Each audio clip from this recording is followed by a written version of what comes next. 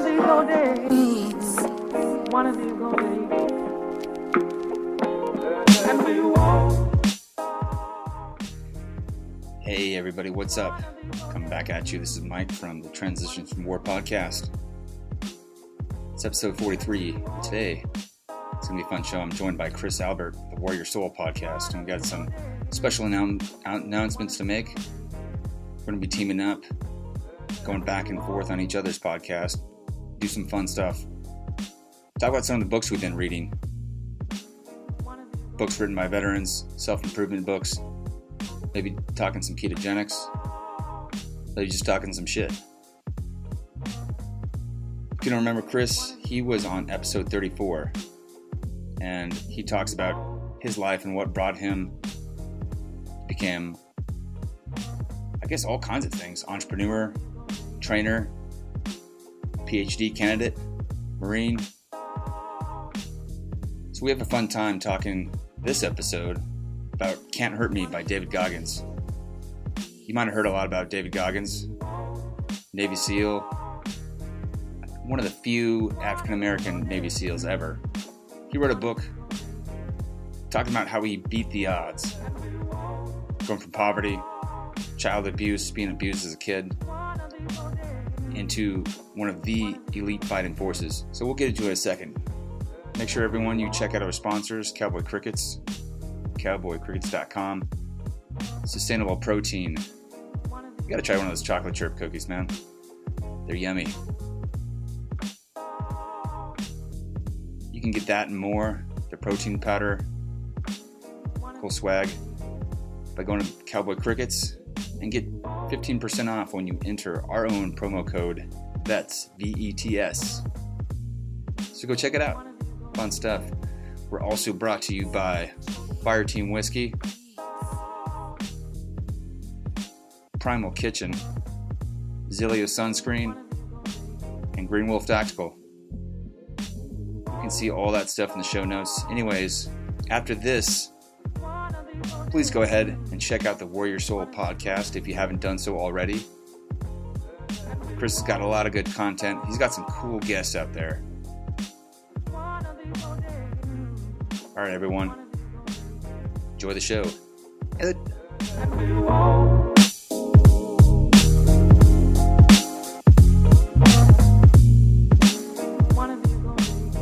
What's up, man? I think are we the only people who podcast at like 5 a.m.? I think so, man. There's probably some people. Maybe Jocko does, right? Jocko, yeah. Right after. No, he's working out at this time, right? He right when he finishes taking his like 4:30 a.m. Picture, and then he slays it and takes the picture of all the sweat on the ground. Maybe that's when he starts podcasting. No, man, I don't think Gecko gets up that early, but yeah. well, let's say what's up to the crowd. This is kind of a new thing we're doing now, and we decided to take everything together. I guess we'll say who I am. I'm Chris Albert from the Warrior Soul podcast, and decided to team up with Mike here from Transitions from War on a special project, right? Yeah, because we just talked about how, as vets who are podcasting, we have audiences who probably have a lot in common, and we have a lot of things to talk about, whether it comes to our impressions on different books in the vet community that people should be reading, our thoughts on ketogenic diet, a lot of different stuff. Yeah. So this is going to be like a segment, and it's going to travel between the two podcasts. So we're starting off, we're going to publish this episode to both of our shows. And then, each week we'll be trading off. We'll be appearing on each other's podcast and, talking about a book, talking about a special subject, talking about something to do with helping you to live a better life and live your best life and, make things the way they should be. Oh, cool. We both got coffee right now. That's really the only way to be up this early. So yeah, I'm digging the mug there. If you can see it, is this one right here. It's one my sister made of a wiener dog with a ketchup and mustard being poured on it. That's kind of sick, man. Yeah. That's kind of sick. I got an owl. That's solid, man. Wisdom. Yeah. Yeah. So man, you said you recently finished Can't Hurt Me by David Goggins, and that was a book I read. I think I finished it just before Christmas. So what are your thoughts on the thing, man? That book was a motherfucker.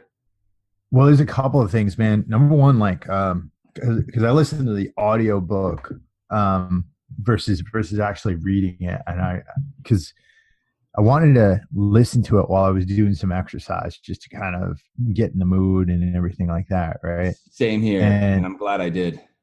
Yeah, the audio book's got some special components to it. I mean, it's like a combined audio book / podcast where you got David coming on and talking with its ghost author about the different chapters in the book. And then yeah, I mean, it started out really brutal, man. He's had a really, really crazy life. Worse than I thought too. Oh yeah. Yeah, it was pretty bad. The thing is, one thing I got from it is we've all got our own shit, right? And a lot of people would look at David Goggins right now and be like, "Oh, he's led such an awesome life and done all these different things, and served in the Navy SEALs and ran all these races and things like that." The thing but if you look at the first couple of chapters of that book, he had such a bad childhood. So many things went wrong.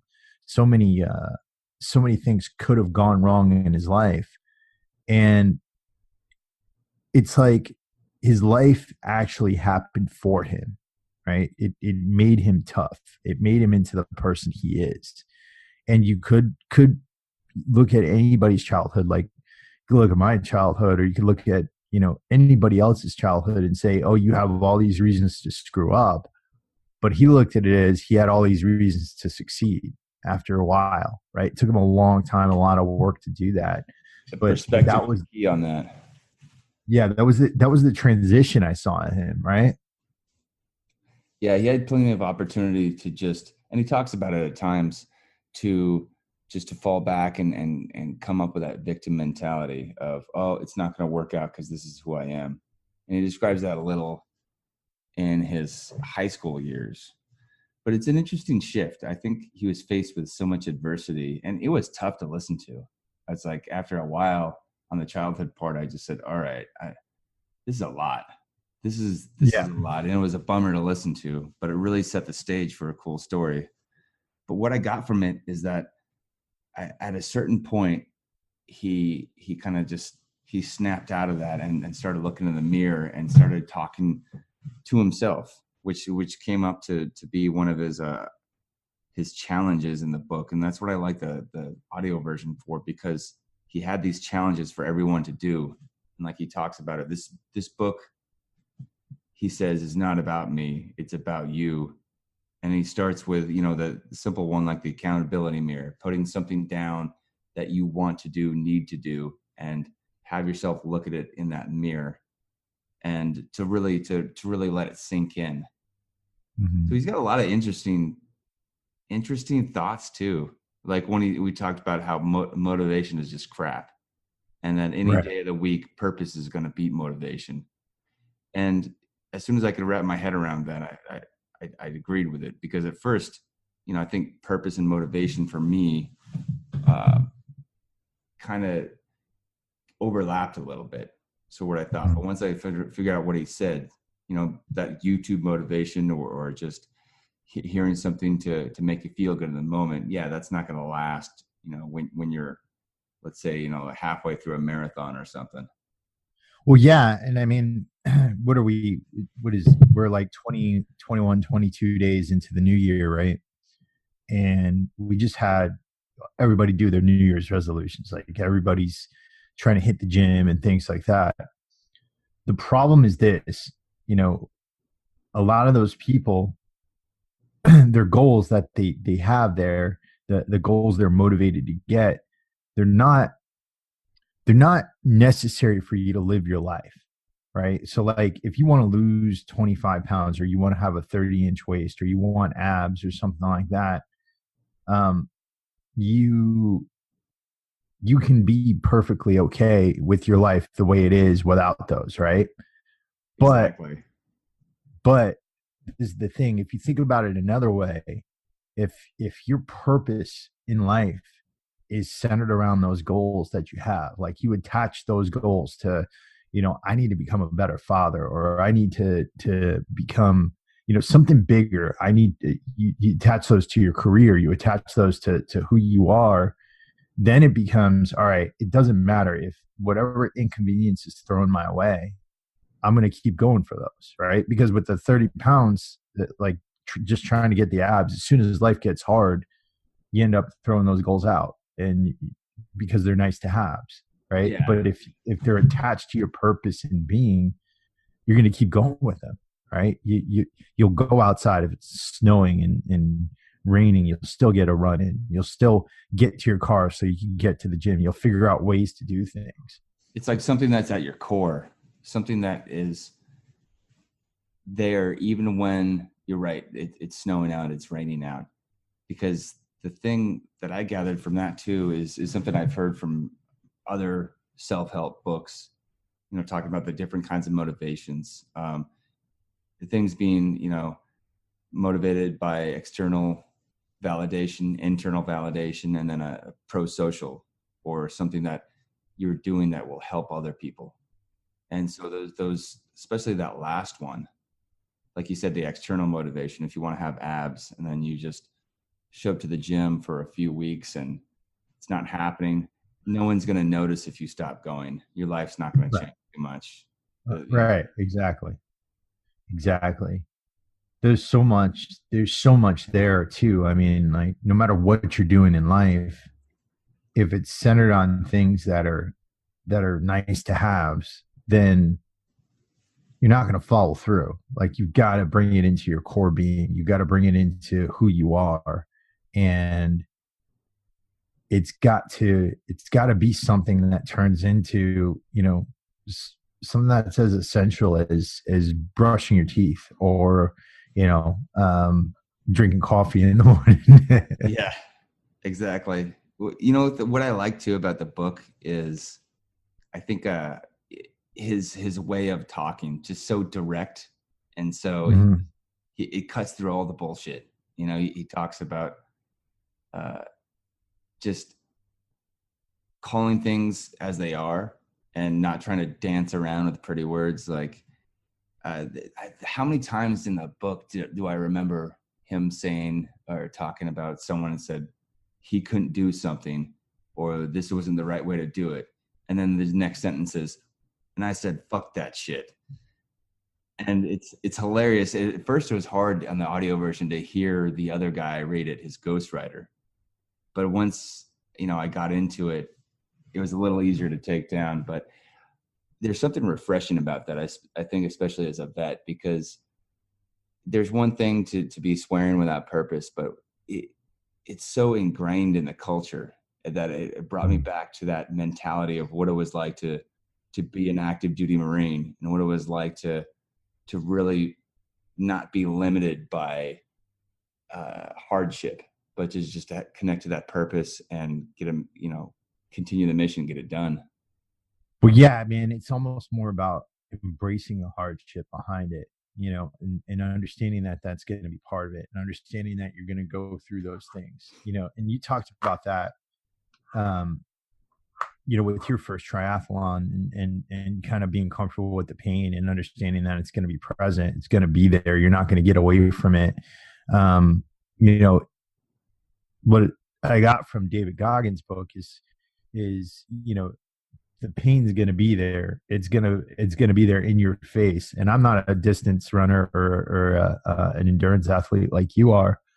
But that kind of hit home with me. It's, when he's talking about, barely being able to pick up his legs and barely being able to take a step, or getting to the point where, he's like seeing double on the road because he's done so many miles and body just wasn't prepared for it. Um, you know, I I think that's something that we all need to try to get in our lives, is to be a little bit more comfortable with the pains we face as we're trying to do hard things.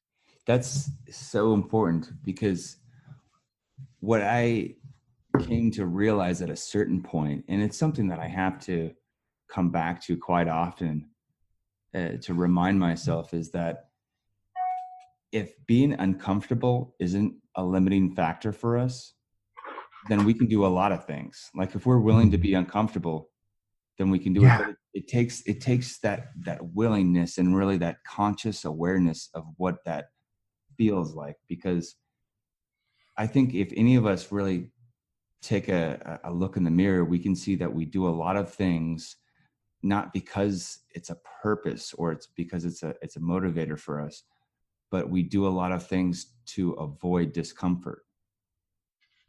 We do. And the thing is too, and that translates to almost everything, right?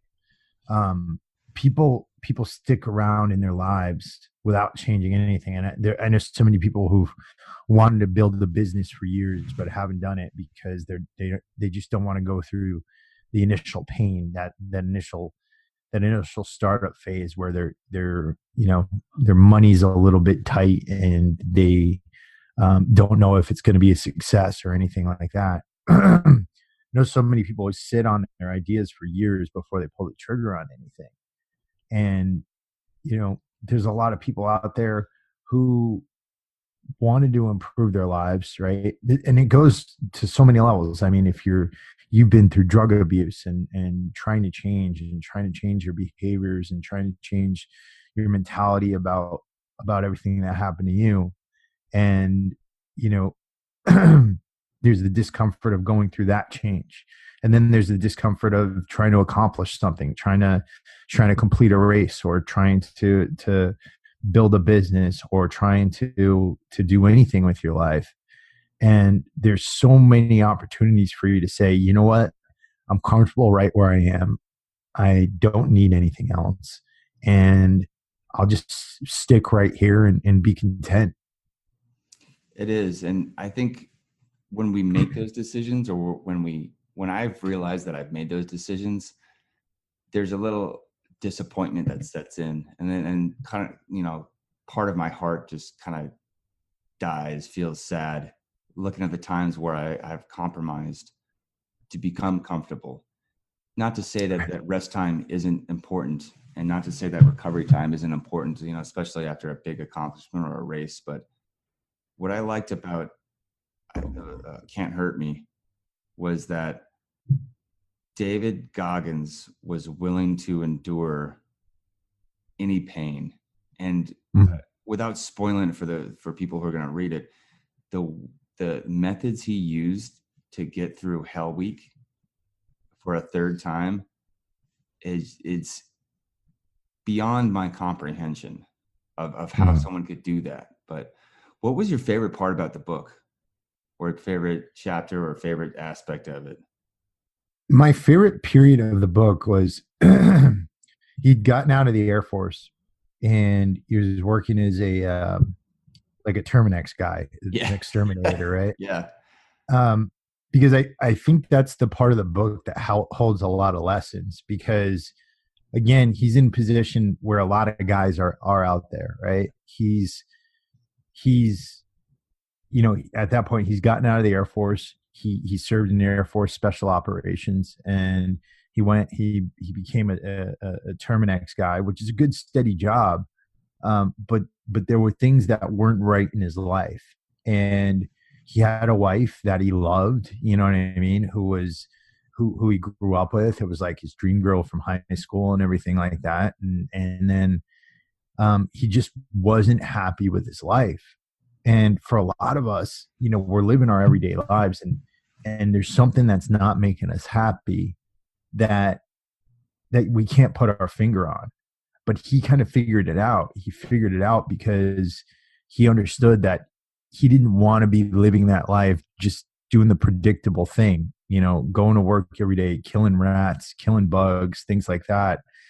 He wanted something a little bit more, and he was willing to put himself through the discomfort to do that. And him dropping 100 pounds in, what was it, 3 months or something like that? Yeah, it was Like insanity. Like he something spent his crazy. life around working out all day and eating right, and just sole focus was getting in shape to prepare for buds. Yeah, that was my favorite part. And then hearing about him, he'd go into his local park and jump in the lake, and then go running along the dog walking trail afterwards, and people looking at him like he's crazy. But I think that's so cool.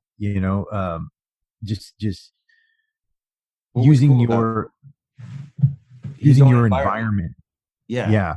it like he didn't have a special training facility, right? Yep. He didn't have like a CrossFit gym or coaches testing his sweat rate and his metabolism. He didn't have Yep. any of this. He wasn't pissing on keto sticks or anything like that. He was using what he had, a lake, a dog Right. park, running trails, Right. a stationary, like you can picture this shitty stationary bike that he's on. And Mhm. it wasn't a good one. And he used that to get into the shape he needed. So what I love about that is it relates to anyone who is willing to decide that they will find the way can do what he did. Right. And it was hard to listen to. I think part of it, he talked about, well, some of it came off as braggadocious, like he was listing his accomplishments and talking about how he was the best of this and the best of that. And that part, it was a little uneasy for me to listen to until I started thinking, well, he was. And he Yeah. was just as soon to call himself out when he messed up. And so Yeah. he lives an extreme lifestyle. And so if he did something well, he'd say, yeah, I was the best at this. And if he messed something up, he'd say, yeah, I really fucked that up. Well, dude, what was an interesting thing for me, because I was putting myself back in the Marine Corps, and I was trying to think of what I would be like if some dude came in and was like, "Oh, y'all are just soft. Your PT sucks. We're gonna do an 8 mile run, and then we're gonna finish it off with a ruck with a 50-pound pack, and we're gonna go for 5 miles after that, and then we're gonna come back and we're gonna lift some weights." Like, I was thinking about what my mind would have been like in my unit at that point, because he faced a lot of resistance in the SEAL teams, Yeah. because he was more hardcore than the SEAL teams. Like, what do you think? How do you think you would have responded at that point? I think if I can put myself back when I was in, I would have said, fuck this guy. And I would have thought of some of the very ambitious officers that came in and would try to change things and try to Right. up the level. And because my level of my self-awareness was pretty low at that point, my maturity level was a lot lower than it is now. And so I would have Yeah. resisted that completely.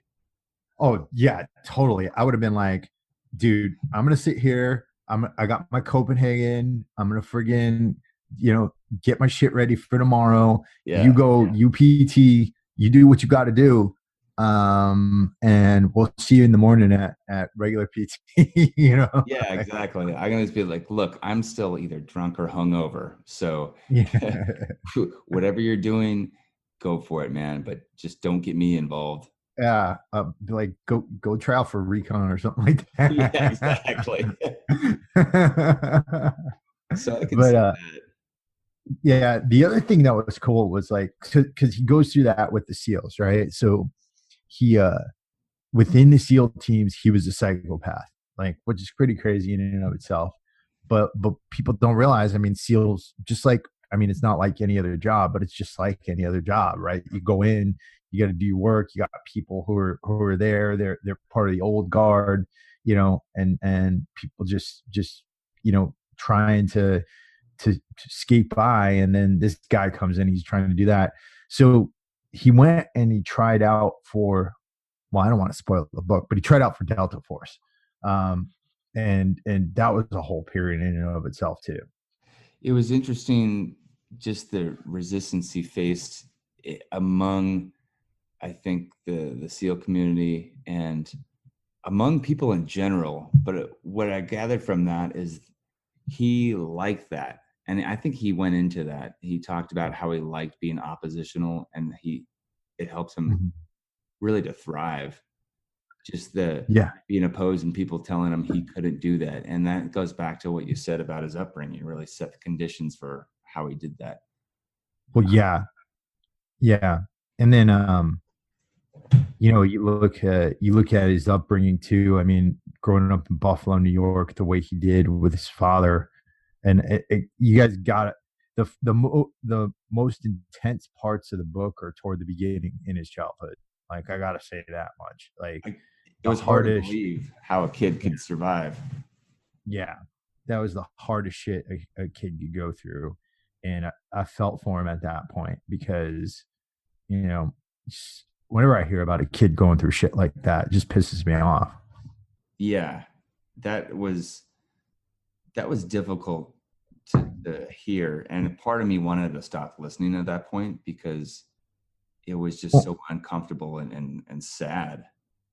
What I well, let's like, think about it this way though, because you know, and a lot of people out there are going to try to get some lessons from what we're going to say here, but think about Trunis Goggins, his father, right? What happened? What was it that made Trunis Goggins the way he was, right? The way he was to David and his brother. And what do you think it was?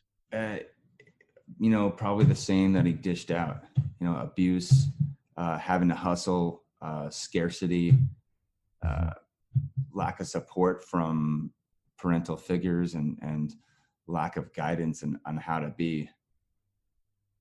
Yeah, and fear, overall fear, right? Fear. Yeah.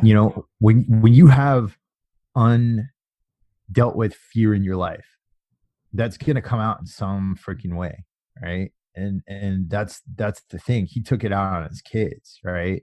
He had fear of either being poor. He had fear of not having his business be as successful as he wanted it to be. He had fear of um being alone. I think in a lot of ways there was a lot of fear in that dude's life, Oh and he was yeah. taking it out on his kids.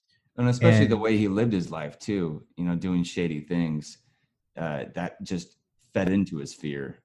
oh His yeah, purpose was making money, and he had to watch his back because he knew he was screwing people over to help himself and other people, and only helping other people in so far as it would help him. So that fear yeah, was probably magnified, and that's why the family got the brunt of his wrath. yeah. And that's the thing. So like, when you think of any one of us can end up like that, right? Like, because and that's what I always like to point out in literature like this, because Trunis Goggins is kind of like the villain at the beginning, but Yeah. any one of us can end up like that, because I'm sure he thought, oh, I'm trying to put food on the family for my children, and I'm trying to raise my sons to be tough, do all these things. You can justify anything in the world, and you can justify it through fear. And unless you're taking a good self-reflective look at your life and how you're dealing with those types of issues, then you can end up in a position where you're ruining somebody's life. You're putting yourself into a position where you're a monster.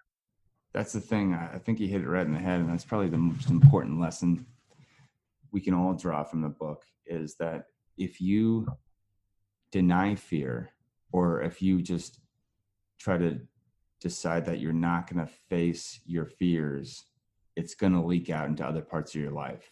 It's trying to hold on to something that's going to leak out and affect and poison the rest of your life. But however, if you can have some self-awareness enough to just look at, okay, what is going on here? What am I afraid of? And acknowledge that you are afraid of it, that there is fear there, and instead lean into it, go into that fear deeper, and decided to confront it by either taking up that challenge or talking to that person or whatever it is, then you can truly deal with it. Doesn't mean you have to pretend like you're not afraid. You just Right. have to be willing to face it. Yeah, no, absolutely. And that's a big, big, big factor in anybody's personal development, because if you're not dealing with it, it's always going to be there. It's always going to be there. And and you look at the difference in the way David Goggins handled it. Like, and this is the thing, that's the other thing I got from the book. David Goggins, he's not a hero, and he's not trying to make himself into a hero, right? That's Yeah. the whole thing. Like, he's very imperfect in the way he approaches things, the way his life was laid out, the way he is, the way he still is, right? And he's not saying he's perfect. What he's saying is that he's fucked up as hell, and he's probably just as fucked up as his father was, but he dealt with it in different ways, and he pushed through in different ways, and he found different outlets for it.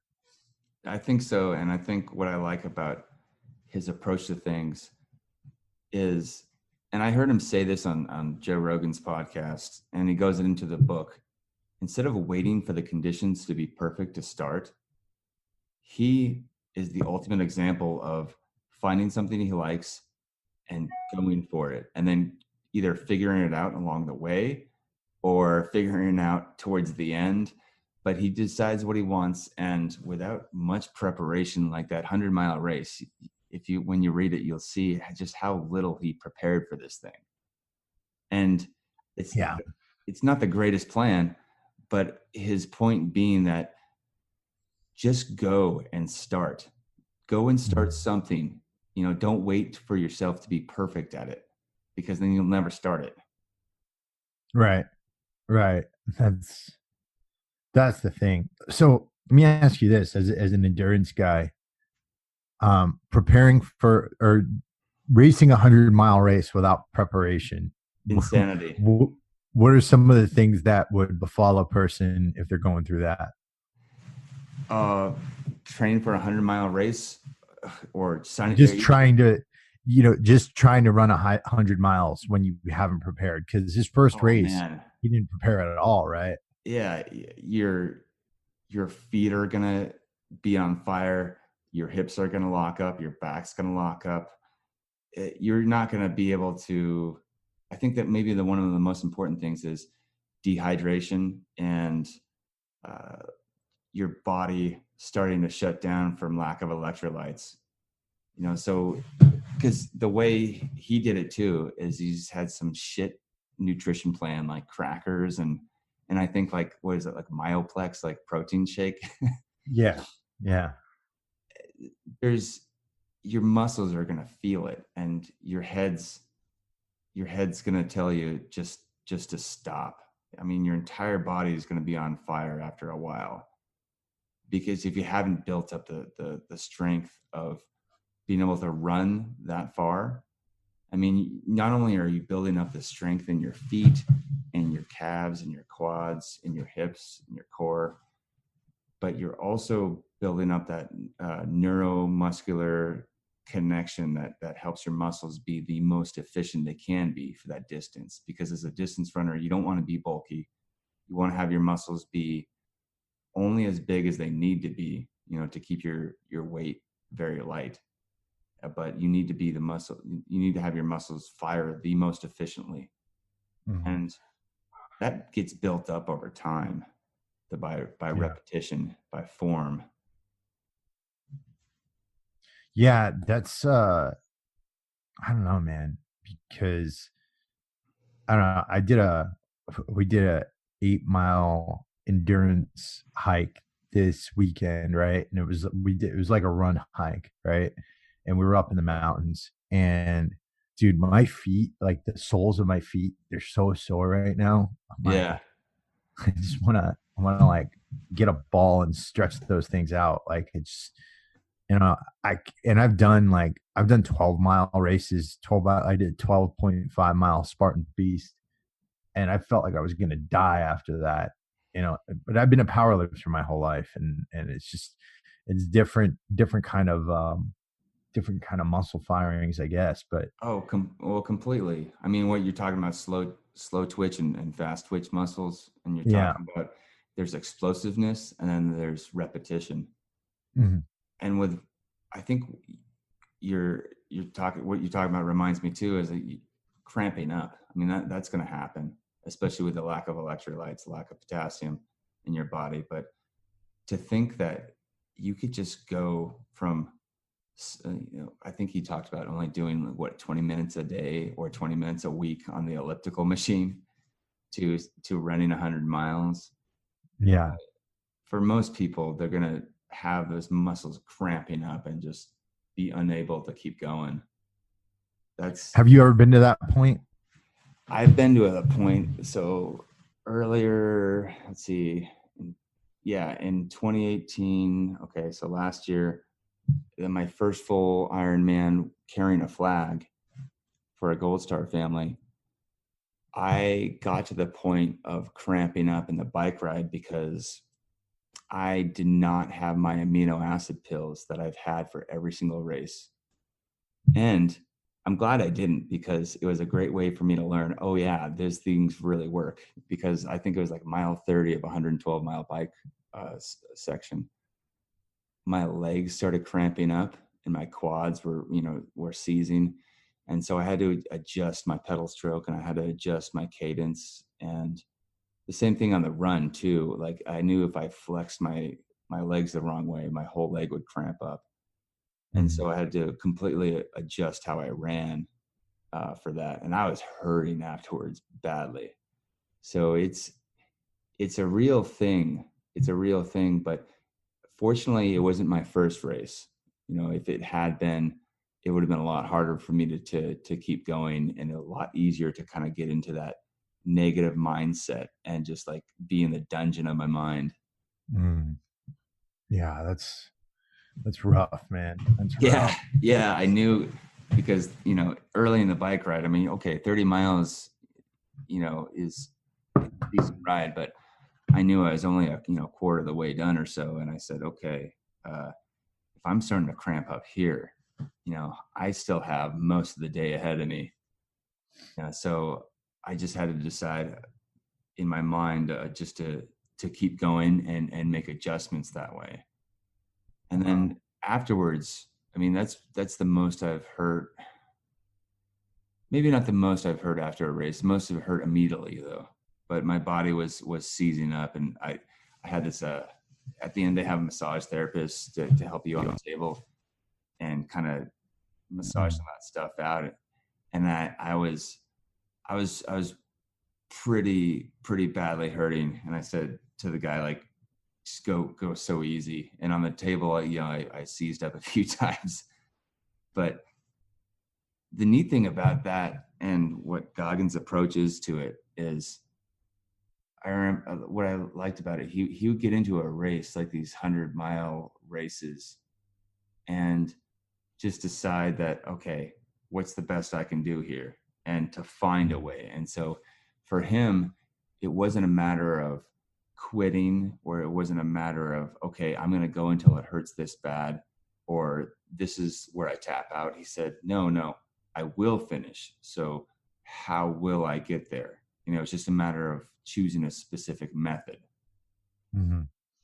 Yeah, that's a big part of it. From the big thing that I got from it, and then his method of chunking things down, right? Just chunking the race down, like just trying to get to that next point, and then get to that next point, and then get to that next point. I think particularly when he was doing like the Badlands 135, that was a big part of the book too. That's huge. That short-term mindset, like it's like in boot camp, you live chow to chow from breakfast. You're like, we're going to get to lunch. Exactly. Yeah. Chow to chow. That was funny. Yeah. I stopped doing that after a while though, because it made me too eager for chow. And like, I was like, yeah.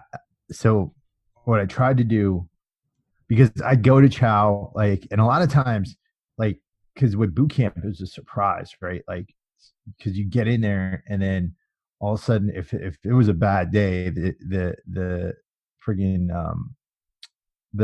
they'd be like, all right, you sit down. As soon as the guide gets up, everybody gets up, right? So Yeah. as soon as the guide's finished eating, the guide would try to finish slowly, and then but the drill instructor would come up and quicken up his pace on the eating and everything like that. Get that food in there now. And then Yeah. everybody would get up. And sometimes it'd be like 2-3 minutes you had to eat. But if you didn't get enough food in, you'd be like all down on yourself for the rest of the day. And you'd be like, God damn it. Oh, I Make or can't wait break. to fuck off this island. That's funny. I hadn't thought about that in a while, but yeah, exactly. That short-term mindset is huge for me for racing. Especially what's nice is an Ironman, they have the mile markers, and Yeah. so I break it down into, okay, I can be here right now, and then looking at, okay, that's one more mile, especially on the run. That's one more mile, and think about those little things, because I mean, if you're thinking about a finish line for 12 hours, you're going to be miserable for 12 hours. You can be absolutely miserable if you're just thinking about being done. And that's, what Goggins was able to do, is break things down and chunk it and make the things like, take a mountain of a problem or a challenge and break it down to like individual steps of how we get there. Yeah. And it's interesting because my, the sports, I was a competitive bodybuilder, which was, I don't think it's a lot of people say it's a difficult sport. I didn't think it was difficult, because what I would do, I'd make it like the most enjoyable experience possible. Yeah. And like I used to cook my food exactly the way I wanted. The only part that was crazy was like the last 2 weeks when I was starting to dehydrate myself, or just starting to get ready for the peaks and everything like that. But I feel like such a wuss when I'm listening to like David Goggins and everything like that on there, because I've changed my training up quite a bit. I do a lot more functional endurance and things like that. But back then, like my whole competitive experience was based off of how I looked. Like it was fun. Well, with him too, I think everybody I've listened to or I've read their reviews of the book are saying they feel like a complete puss when they see that. Listen to David Goggins talk about how he approached things and trained. Even me, I think, okay, I train maybe for really the longest is maybe 5 hours would be the longest I train, and that'd be my long bike ride plus like a brick run right afterwards, and that's at the very peak. Like right now I'm putting in an hour and a half, 2 hours at most. And you're listening to this guy talk about how, he's taping his legs up, how he's pushing himself, how he's like riding his bike to work for, 30 something miles, and then doing Navy SEAL PT on top of it, and then riding back home. And you're like, that's insanity. I feel like a complete wuss compared to that. Yeah, that's crazy. What are your tricks for finding time to train? Like, what do you? Because I know you got a job too. You go out there, you hit your stuff. What time of the day are you usually hitting it? I get up at 5 and I work out early, and that was the thing about that is I realized it's actually a lot easier to get up than I thought, because once again it came back to, if I'm willing to get up at 5, if I can say, what's the worst thing that's going to happen? I'll be tired. That's what all my resistance was about. So I go to bed earlier, and most nights, some nights I'll watch a TV show with my wife, because we've had a day of taking care of kids all day. So, but most nights I'm going to bed early. I'm going to bed at sometimes 8:30 if I can, 9, and getting that sleep in so I can get up early and get that training in. The other way I'm doing it is building it into my environment. And by that, I mean, I went out and got a treadmill for under my desk where I could walk. And so if I have like a midday run in my schedule, part of that's a warm up and part of that's a cool down. And so those times can be on my walking treadmill. So then I've taken an hour run and only half an hour of it has to be outside where I'm leaving the office. And I also have, a set of weights in my office that I can, lift, a kettlebell I can swing while I'm on a call. Mm-hmm. So building it into my day as opposed to making it all separate gym time. Another way is, riding my bike to work on certain days. Yeah. That's the thing I have in my office. I have a rule. Anytime I'm crossing the threshold, I got to do 20 reps or something. So I like that. I do squats, lunges, what's called push-ups, burpees, stuff like that. So yeah, every time I cross the threshold to go out of my office, whether it's get coffee or something like that, I'm doing something. That's a good one, man. That can be a motherfucker if you really have to piss. I'd have to. Yeah.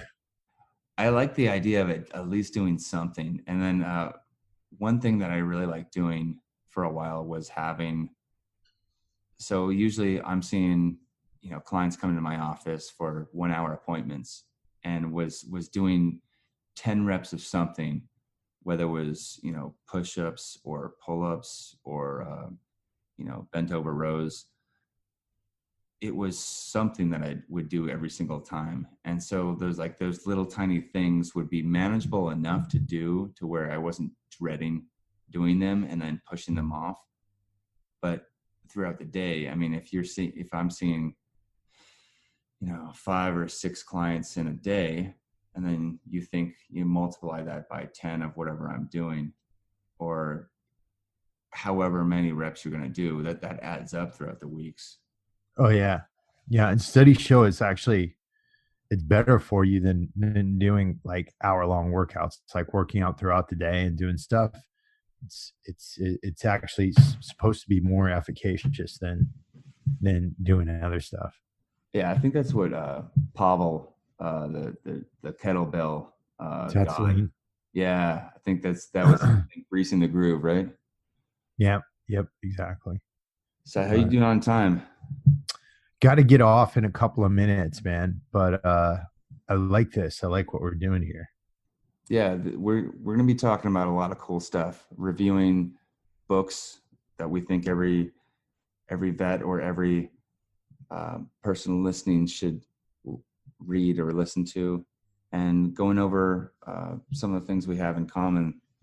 But it's fun to be talking with another person. I've been doing the solo host thing for a little while now on my show, and there's only so many thoughts I can bounce off myself. We got it right now.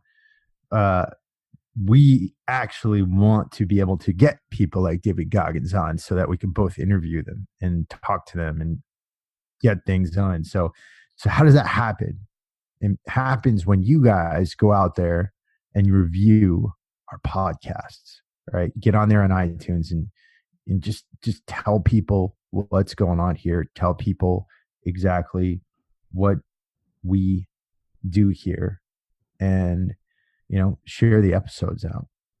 Yeah, that's a huge one. Sharing it through Facebook, sharing it through just clicking that share button. I know how that works on iTunes. You can click and share and text it to a friend. Reviewing, simply putting some stars down, what you think what it is to you, and then leaving a review. That really helps us out in the ratings. But solely for the purpose, because I don't make any money off this, but my goal is just to reach as many people who need to find that drive, that purpose. And so especially if you know someone who could benefit from this, share that with them and then tell them why they should listen to this. Yeah, exactly. Yeah. And we're both there with that. I mean, tell people if you find something that's helped you out, give it to somebody that can also be helped by it. And that's the big thing. What do you think what do you want to do the next one on? I think we should either find another book that we both read, or maybe we talk about the ins and outs of ketogenic diet, because I've been diving in some roadblocks, but I've been also finding some things that I like too. Yeah, we can get into that stuff. I'm reading Gulag Archipelago right now. Oh, Solzhenitsyn, yeah. Yeah, that's a really interesting one, and I'm reading it in conjunction with listening to Jordan Peterson's 12 Rules for Living. I love that book. Yeah. Yeah, yeah. So I'm going through that one right now, and then I listened to Dichotomy of Leadership by Jocko Willink and Leif Babin, which is a good one too. Okay, cool. I've read Extreme Ownership. I haven't done Dichotomy of Leadership yet. Yeah, that was a pretty good one, man. I like that one a lot. So we can talk about it. If you guys out there have any specific items you want us to cover, let us know as well. We're happy to take some suggestions. Yeah, and we'll put it out there on social media of asking for feedback or asking for ideas. Well, cool. This has been fun. This has been fun to work on it, and I'm excited to see what comes of it. One of these old days.